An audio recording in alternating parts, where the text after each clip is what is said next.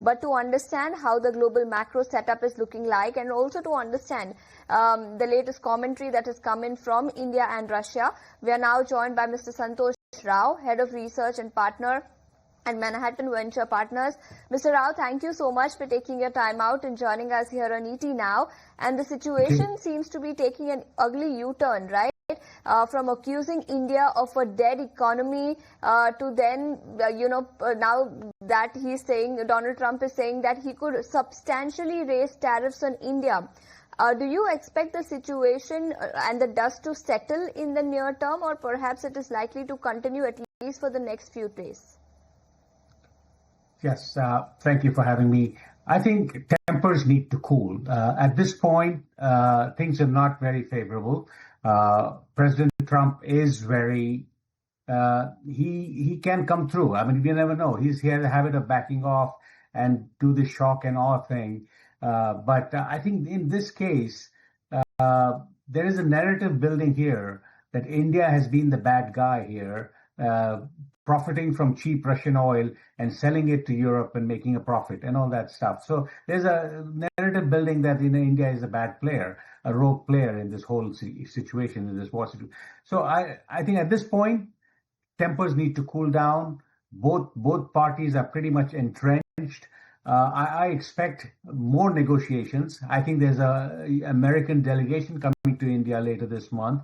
So I think the talks are going on at a official level, but I think at some point maybe Modi and Trump can meet, because we haven't seen that level of meetings yet at the executive level. So I think maybe that can cool tempers down. But at this point, 100% tariff or whatever he comes up with, that's not good.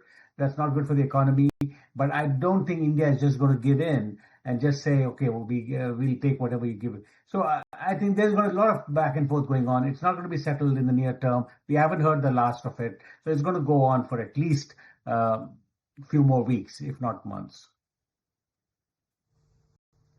All right, so it could go on for a few more weeks. Hi, Mr. Rao, this is Kanishka also joining in. Like you said, India is unlikely to give in, but August 7th, that's the day when, tariffs were expected to take effect. But what are your expectations there, given you said that negotiations are likely to continue and they should, go to more top levels, like perhaps Trump and Modi, they should be engaging in conversations for, getting a trade deal when it comes to these tariffs. So what's your expectation there, since the tariffs were expected to come into effect on August 7th? Yeah, I think tariffs are going to come into effect on August 7th. I think India is at 25% on the reciprocal basis. Overall, on average of all the tariffs, of reciprocal tariffs that he's implementing, comes to around 15%. Up from 3% that we had originally, US had on a global basis. So now up to 15%, and the market has pretty much absorbed that. So I think that's a big issue. But I don't know if he is tagging on the 100% on top of that right immediately or in a due process.